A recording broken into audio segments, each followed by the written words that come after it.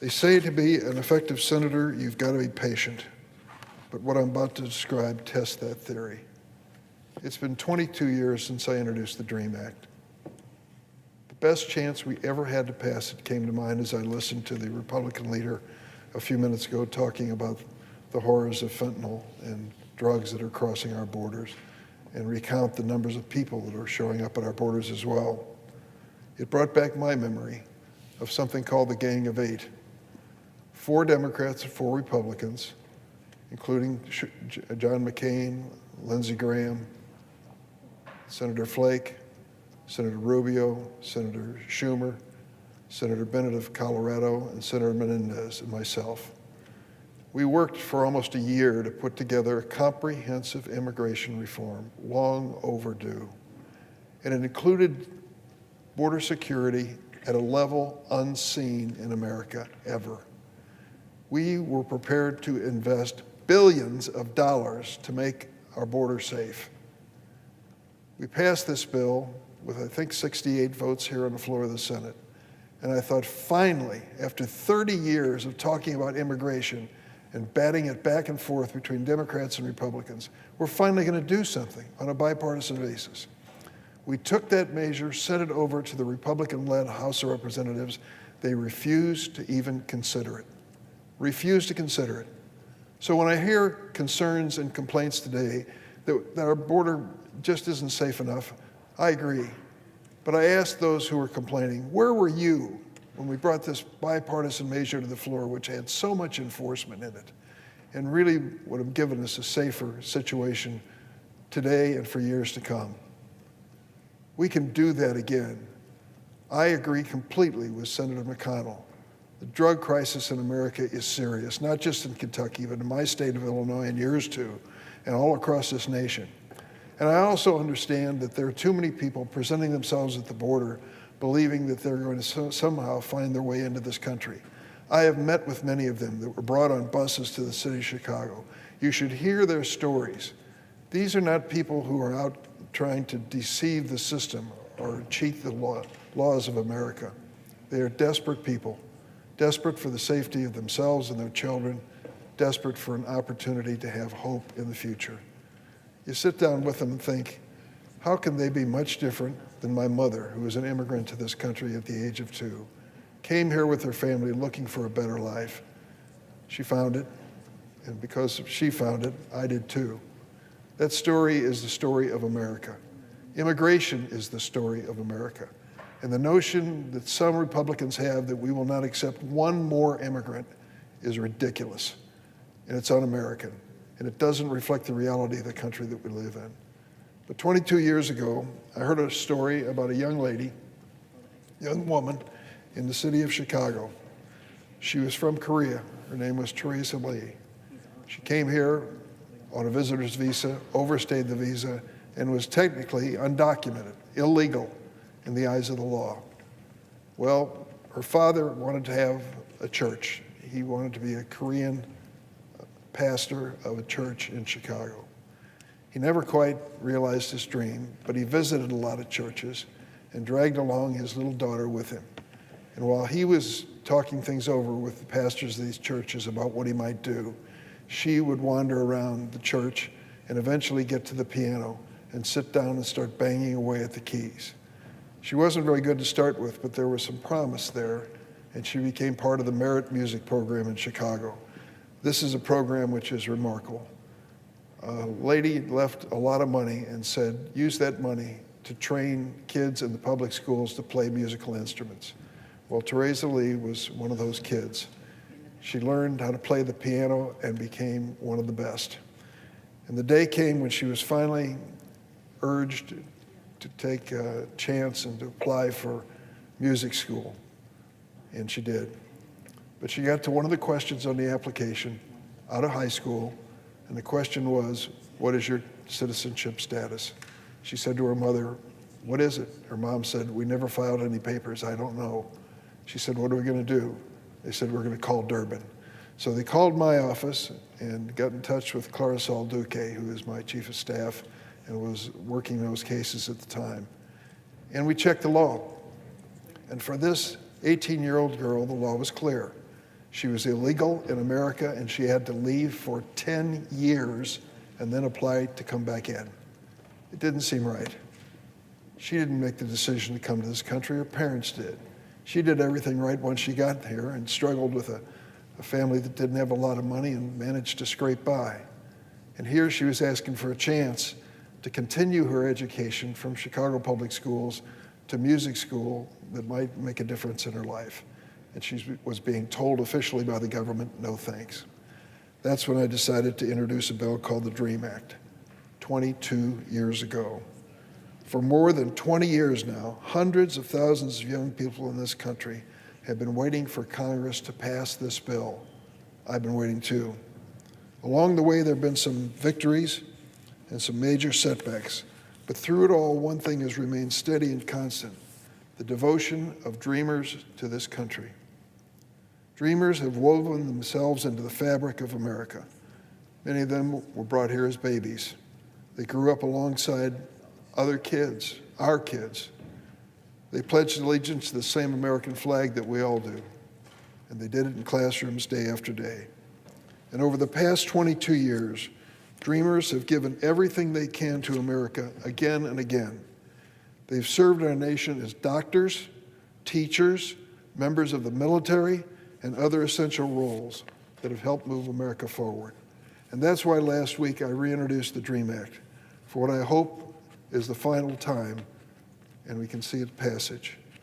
I want to thank one person in particular, Senator Lindsey Graham. He has joined me again and again as my Republican co-sponsor of this measure. I can never thank him enough. This legislation will finally provide permanent protections to every dreamer who's grown up in America and earned their path to citizenship.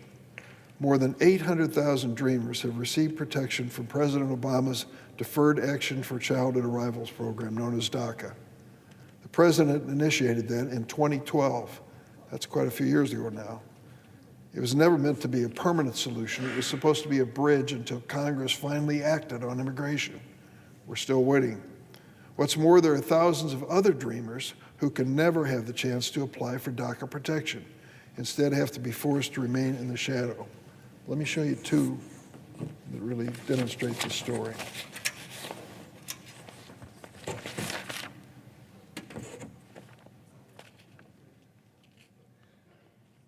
This is Karen and Judith, twin sisters. Theirs is the 132nd and 133rd dreamer story I've told on the Senate floor. It's a lot. Karen and Judith were born in Durango, Mexico. They arrived in the U.S. when they were 2 years old, same age when my mom came here as an immigrant, and their family settled down in Dallas. Growing up, their parents were loving and supportive, but Karen and Judith faced some obstacles because they were undocumented. For instance, they didn't have health insurance, which meant doctor and dental appointments were reserved only for emergencies. By the time Karen and Judith reached high school, it became clear that they would not be given the same opportunities as the kids they went to school with. They could only watch from afar as their friends got their driver's licenses, traveled outside the country, landed their first jobs. Karen and Judith were not in that category. They were undocumented. But despite the frustrations, they pushed onward. Let me tell you what happened. In addition to graduating as salutatorian and valedictorian, Karen and Judith became junior ROTC, Academic Bowl National Qualifiers, AP Scholars with Distinction, National Hispanic Scholars, National Honor Society inductees, and so much more. Really, their academic accomplishments, I can't even start to list. But because of their immigration status, Karen and Judith could not apply for financial aid or scholarships at the colleges at the top of their list. So upon graduating high school, they stayed close to home, where the two of them are currently attending Texas A&M. After they earned their degrees, both of them hoped to pursue careers in medicine. Do we need more medical professionals? The question answers itself. But for now, in their spare time, both sisters give back to their community when they can. Karen tutors school kids and provides in-home care for seniors, while Judith volunteers at a local hospital as well as an interfaith immigration network. Really, that should be the end of their story for now, but it's not. You see, a couple years ago, Karen and Judith's paths diverged, twins though they may be. Not by choice, but because of our broken immigration system. What do I mean? In 2020, Karen and Judith submitted their applications for DACA, but they did so one day apart. A year or so later, Karen's application was approved. But before Judith even received a reply to her application filed one day later, a federal judge in Texas, Judge Hannon, decided to hit the brakes for the DACA program. He ruled that the USCIS could not approve any DACA applications after his decision. Judith has been living in limbo ever since that decision was handed down. She cannot legally work, and she has no idea what her future holds. Ask yourself, simple question, would America be better if these two sisters were deported back to Durango, Mexico? Will we be any better if Karen and Judith are sent to a country they don't even remember? What about the more than 200,000 DACA recipients who worked on the front lines of this pandemic? Doctors, nurses, paramedics. Would America be better without them? Of course not. We need dreamers like Karen and Judith, and this Congress needs to do something to protect them. Think about this for a moment. Karen and Judith weren't even alive when I first introduced the DREAM Act in 2001. While they've grown up and gone on to change their lives, Congress has still not fixed the broken immigration system. And even DACA, a temporary solution for dreamers like Karen and Judith, has endured one bad faith attack after another. Republican governors like Texas' Greg Abbott have led a relentless campaign to eliminate DACA and deport these two young women and disrupt the lives of hundreds of thousands of dreamers in America. Last October, the Fifth Circuit issued a ruling on DACA.